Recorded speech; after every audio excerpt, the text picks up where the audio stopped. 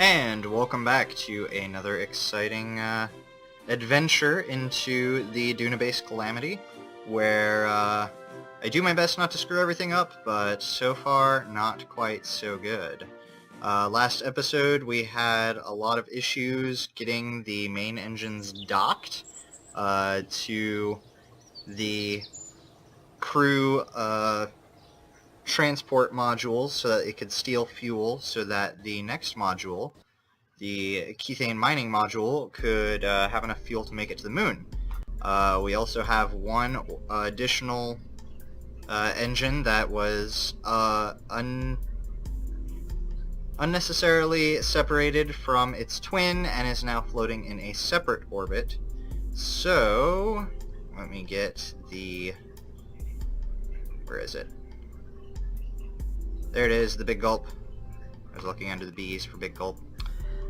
So, we'll go ahead and get the Big Gulp launched. I did also go ahead and install, you can kind of see down here, the radial attachment and extensions mod so that I can have more surface points for attachment and do some other things as I build up. I want to try to build a couple of other probes. I have some ideas for expanding this mission beyond its initial competition point, so I'm probably going to work on getting some of those bits engineered, since that's kind of the fun stuff for me, and it'll give me something to do while it takes forever for these videos to get compressed and uploaded.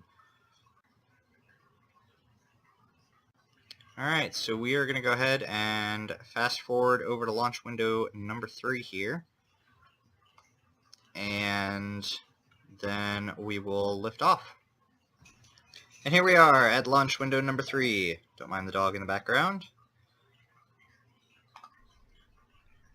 And we also need to launch into the appropriate target path here. As part of the challenge, I do need to make sure that I videotape at least a portion of my launches, since I'm not doing screenshots like I promised I would.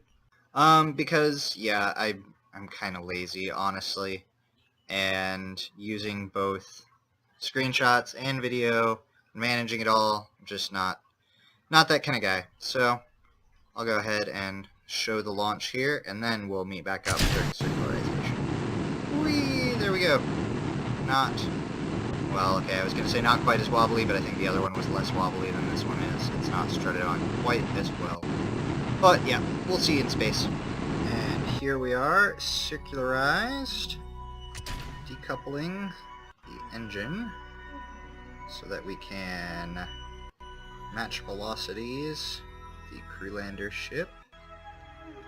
Maybe. Oh, have to activate the engine. Aha! There we go. I will go back to deorbit the last of the ascent stage in a little bit when I feel like cleaning up orbit some. At least I know it has the fuel to deorbit, because it takes almost nothing, which is awesome.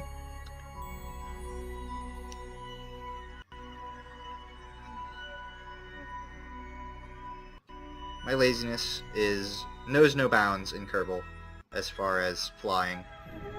So, curse me all that will who hate using MechJeb, but I rather enjoy it.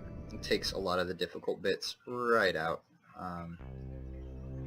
I'll have a lot more fun once I actually get on Duna and get some platforms up there, have a base going, you know, get to run some Kerbals around, and maybe throw a little bit of story in there, who knows. So it'll be all well and good, no worries there. Here we are. Man, that is beautiful. I could not have done better myself without a lot more fuel. So, velocities are matched. I'm going to go ahead and disengage the engine here.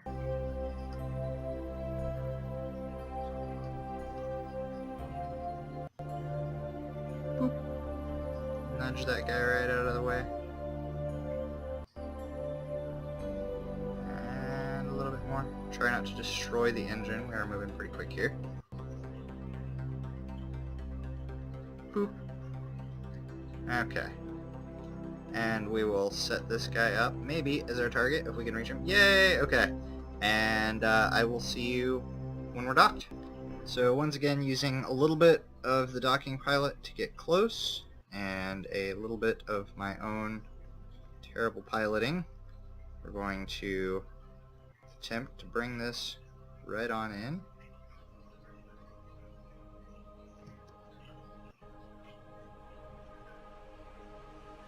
I can line her up.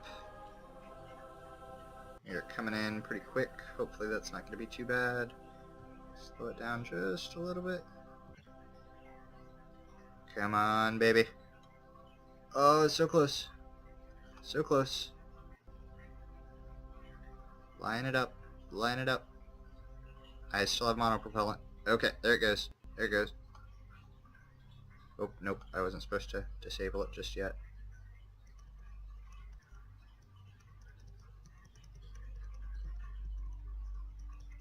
Okay, now I'm going to disable it, because I'm moving like nil, and it is hovering around ever so slightly. Boop. Come on. Get her in there. Oh, I feel the magnets. Yay, we're attached. Alright. Now we will deactivate this engine so that I don't screw anything up there. Okay. Well, looks like this mission may not end up being a total failure after all. Okay, so let's get out of this. Let's close down any of our maneuver points. Burn prograde towards the moon.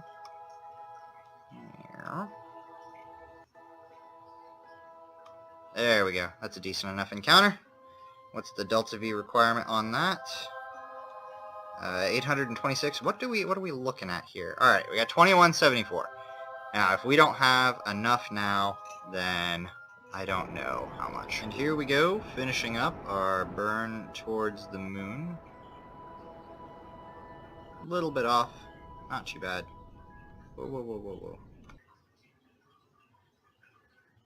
I think I started a little bit late. Almost had a critical failure because I was controlling the ship from the wrong point. I was controlling it from the Kethane Miner, so I was going to try to burn this nuclear engine in the wrong direction and completely deorbit me, or waste all of the fuel trying to completely flip my orbit 180 degrees to get toward the moon. So, there it is, moon, off in the distance. And I did not abort my node quick enough, but that's okay. I mean, we've still got a capture here. Periapse is quite wide, but we still have plenty of delta V in there, hopefully, with enough remaining for the Kethane Miner to land. We may have to leave the original nuclear engine in a elongated or very high orbit, because I don't want to burn up too much delta V or use too much fuel until we have an appropriate resupply in place. Here comes the moon. Orbit transfer. I don't want to miss it because I want to be able to plan out my node the best possible way. Alright, there we go. A little bit of skippage in there. Okay. Changing SOIs does, for some reason, cause a little bit of issue with recording. It's okay. Whoa, whoa, whoa, whoa. 315 meters per second. That leaves me at a 77 kilometer. Maybe if I just circularize at about 500. That is good enough. Go ahead and execute that node. Check our delta V's. See where we are on fuel, and make some decisions from there. We may go ahead and bring this orbit down a little bit if I feel like we would have enough fuel left to do that. We have a successful capture on a bit of an elongated orbit here. We're going to need to probably flatten that out as well. That way we can get into some more appropriate landing and transferring positions between Kerbin and the moon. But for now, it will work. We barely have any fuel and oxidizer left, so I think we're going to leave this here for now. We're going to go ahead and activate our scanner and our solar panels.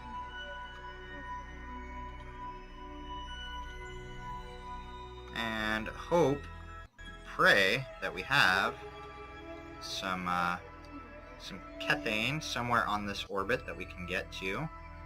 We do have a full tank for the Kethane Miner, so it should be able to land without too much trouble. It is actually, its optimal configuration is for landing on Duna with parachutes. And I think I might be out of distance for this Kethane scanner. Yep, out of range. Let's try rotating it over here. Still out of range? Probably. I think it can, yeah, it can scan through the modular. Alright, so looks like we are going to have to spend just a smidgen of Delta V's. Okay, if I'm not mistaken, the scanner actually works as long as it's under 500,000. So, we're going to check that before we make any changes. And see if we start getting any blips to show up. Where are we at? We're at 490. It might be 250 on this one. It's been a while since I've messed with the Kethane. Nope, still out of range. Alright, so what is it going to take? Whoa, it's a lot further down than we need to go. Perhaps 410. It's Delta 19, Delta V. Thankfully, we are in a pretty good spot here. If I can get it down to 250 on one side, I may use a little bit of fuel from the lander. Alright, there we go. Let's see if we can execute this with the tiny amount of fuel that we have in the main engine. I don't know. Yeah, I don't think I can get much of a plane change for free at this point. I don't want to risk it. I would have to go look it up and see what it would take to try and do a plane change too, so let's just do that. And we'll see if we have 39 meters per second, and no, there's no. And 0.39 oxidizer, not happening. But it's going to take very, very little fuel out of... Come on. Oh, I had it. There we go. Out of this guy. And once this gets filled up with Kethane, it has 2 converters on it, so it can actually generate a pretty significant amount of fuel. This thing can launch off of Duna and still come into orbit with a little bit of Kethane. I think it comes back up with maybe about, I want to guess like half a tank, but I can't really remember. So we'll come back when we get some scanning done. How's that? As you can see, we got nothing on the lower end, unfortunate, and we are now out of scanning range, so we're going to have to bring our avoapps down as well. Oh, sigh. Woe is me.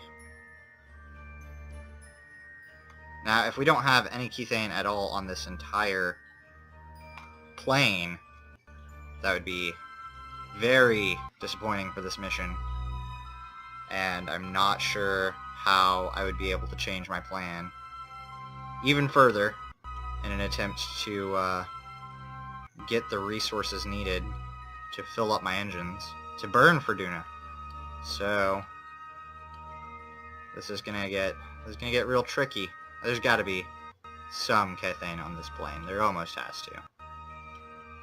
But we'll come back once we're scanning again. And here we are, praying for a deposit. Oh, there it is! That beautiful, sweet ding sound, which is probably way too loud for you guys right now. Alright. Now, we just have to land there. And another one. Now we get our choice of landing spots. Oh, wonderful. Electric charge is doing good. The solar panels are holding out into the dark side as well. I forgot, since I am on an inclined orbit, I would actually be able to do a fair amount of scanning, because the moon is rotating It's not quite a polar orbit, but this inclined orbit may have done me a little bit of good. Hey, looky there. I'm gonna go ahead and run this for a little bit and see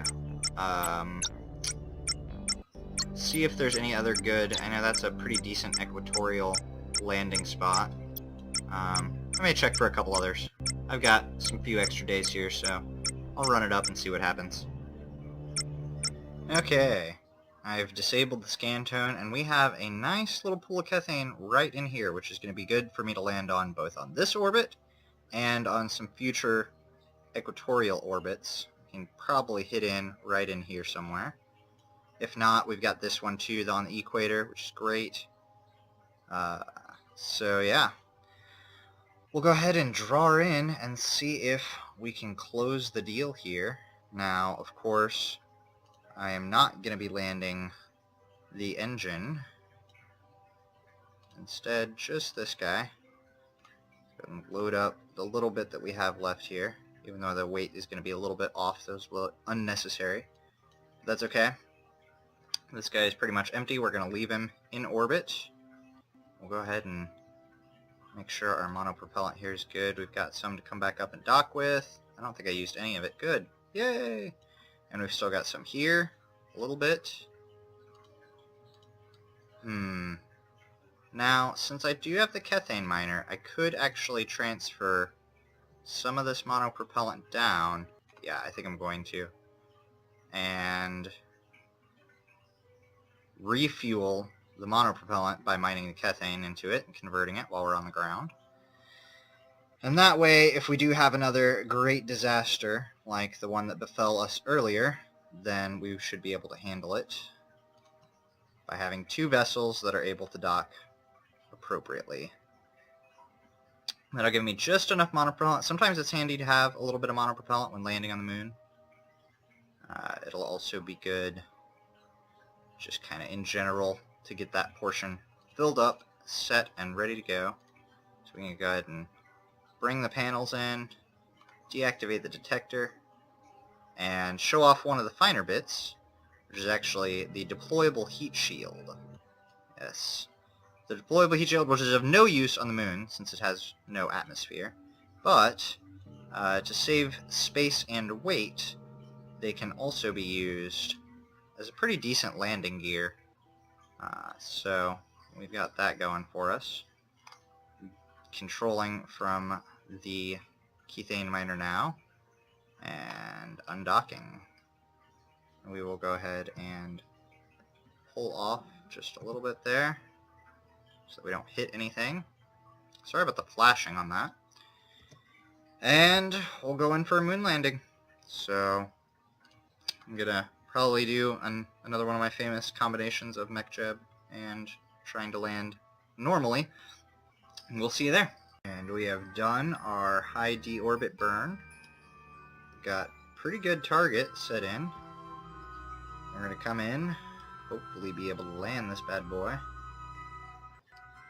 without too much undue trouble. Trouble is something that Calamity is probably going to be known for, but hopefully not too much if we crash and burn. Got 800 Delta V. We're coming in at 500. Hopefully increasing here, that's unfortunate. Hopefully our 868 is going to be enough to land us. If not, I'm probably just going to scrap some of this, go back, screw the challenge rules, and just have fun with it. But I think we're going to be okay. It's just been so long since I've done a moon landing that I don't remember all the calculations required. I don't want to say screw it to the mission. I really don't. Yeah, we're 568, we got 820, so we should be good. As long as we don't come off target and have to grasshopper our way around. But I don't think we will. I think we'll come in perfect little spot. Good. Make sure the landing gear is spread out far enough. I don't want to destroy the engine in case we land on a rock, but I also want it to be wide enough so that we don't completely tip over and cause additional catastrophe. At one point, I had fancy laser lights from, I think, is that the Nova Punch pack lights? I can't remember. I've had Nova Punch and A's for so long that I don't remember which one has which parts a lot of the time, except the ones that are nicely and neatly labeled. But the laser landing lights, which I know have to be on at least a couple of my craft, actually come in real handy because they spread out the really big laser beam on the surface. Instead, I am landing in the dark. Thankfully, MechJeb is here to help, but is coming in really, really straight. I actually haven't played around too much with the new, beautiful picture of silhouette of Kerbin back in the background. I haven't played much with the new MechJeb landing, and it seems to be a lot smoother than before. Hoorah! Look at that. Oh, no, no, no, no, no, no! Don't fall over. Don't fall over. Don't fall over. RCS. We have a little bit of it left. Yay! Okay. Let's not go too crazy here. Maybe use SAS. Get those torque in there. Since I don't have real landing legs, it does get a little bit fidgety. Oh my. Hopefully it stops wavering around. I'm glad I actually didn't land this on Minimus, because I know with its even lower gravity, something this tall and lanky could be a bit cumbersome. So, let's get on to drilling. I have no action group set up on this right now. I was actually kind of hoping to use actions on the fly, just because I knew things were going to get a little bit haywire when I have everything docked to the Caladrius, which has yet to actually be seen in orbit. My battery power is just going to go straight out of the way here. Alright, so now we are going to slowly fill up on Kethane. This is probably going to take a couple of days since we're starting at night. And we'll be back once we're ready to head back into orbit. That actually didn't take as long as I thought it did. I had almost enough power to fill her up. So we've got all of our converting going on here. Not making use of much xenon in anything for this mission.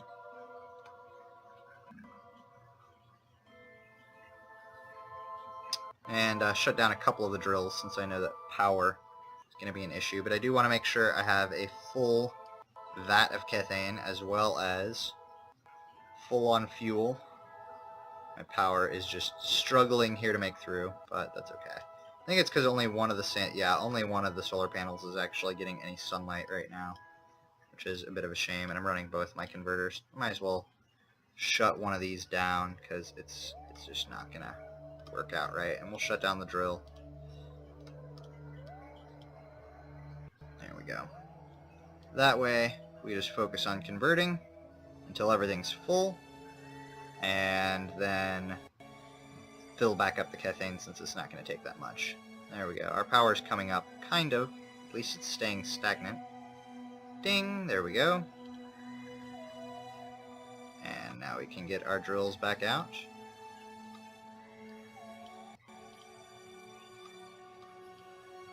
I don't even need 3, much less all 4. So go ahead and just mine that right back up. All that beautiful, sweet Kethane gas.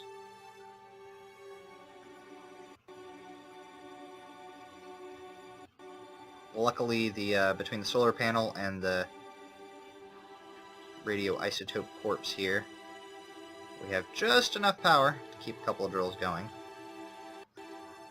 No surplus. If I have both solar panels, there is a surplus of power. Almost there. I want to make sure this guy is nice and full before we attempt to launch. Alright. Full. Retract the drills. Allow our power to get up to a reasonable launching point.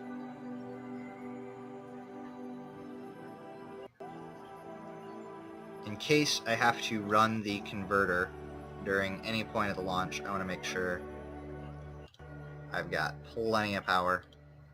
It was actually kind of nice on one of the Duna test runs. I was able to just barely get above the atmosphere and then deploy the solar panels during a day launch and run the converters at full speed. It was pretty nice. That's why I like this guy. So, now have 519 meters a second. Whoa, inside the planet there. We can set this as a target and launch to rendezvous.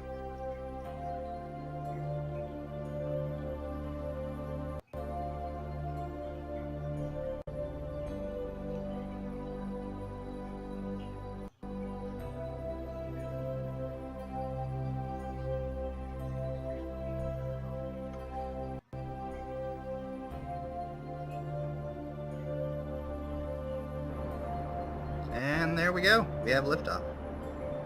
Go ahead and fold up the deployable heat shield.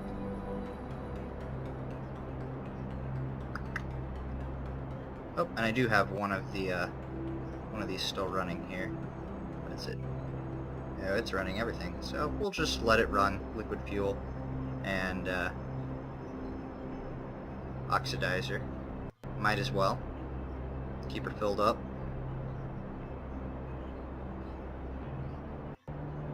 As long as we have power, I won't let it drop below about 25% or so.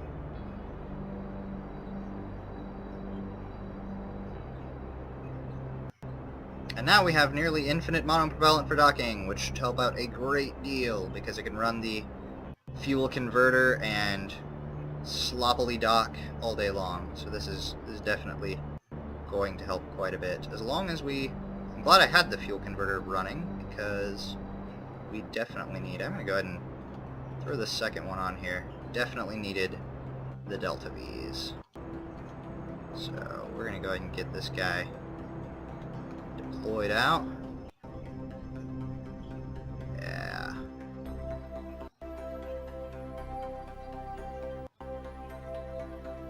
Not bad. 272 to finalize the rest of it. We're filling our fuel right on back up. It's going to be interesting to see exactly how much of the fuel tank we can run, how much fuel we can fill it up with on the engine. And then we'll go ahead and do probably some course corrections and setup to figure out what we're going to do with the spare engine that we have and the crew landers that are floating out here. We have plenty of time to do it in. Just got 42 days till I have the next launcher available. So you can see I'm not going for the efficiency. The first Duna transfer window opened up at day 55, so that's long gone. I want to bring one massive colony ship and run from there. Okay, so we're bringing our panels in and letting the docking autopilot take care of some of this for a change. I know that's not a terrible amount of change from before, but I did attempt rather frivolously to do some of this myself. The MechJeb docking autopilot still needs a fair bit of work to not waste RCS. Then again, of course, my RCS balancing in weight distribution needs a fair bit of work as well, but that is neither here nor there. We are almost docked.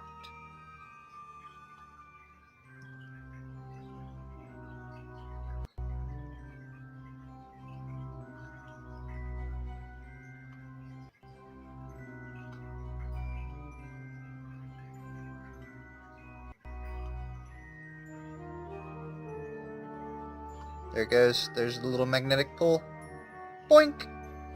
Alright, let's see how much we get out of this. First, we need to extend panels out.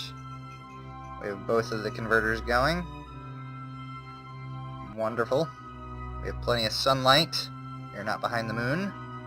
We're just going to convert all of this over.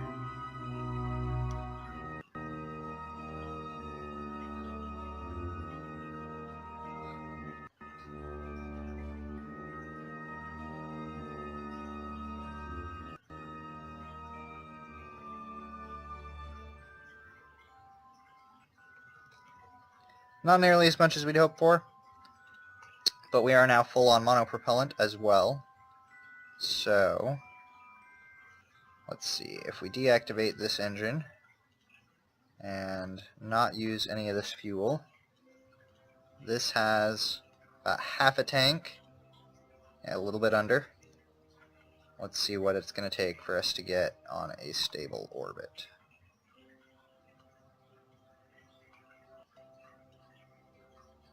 (201 meters per second). Alright, I'm going to fiddle around with this some, see what happens. Alright, so looks like we can get our periaps down and get an orbit inclination change at the same time for about 700 delta V's. It's not a perfect orbital inclination, but it's a lot better, and that'll set us up for a little bit better landing. I'm probably going to run a few mining trips, get this guy circularized out, fill up the engine, and we'll hit up the next episode somewhere in there. So I hope you guys enjoyed so far. I know all this moon landing stuff has only had a slight bit of excitement. I do hope to have more excitement once we're on Duna, at least more interesting things going on. So until then, Keystone signing off. Enjoy.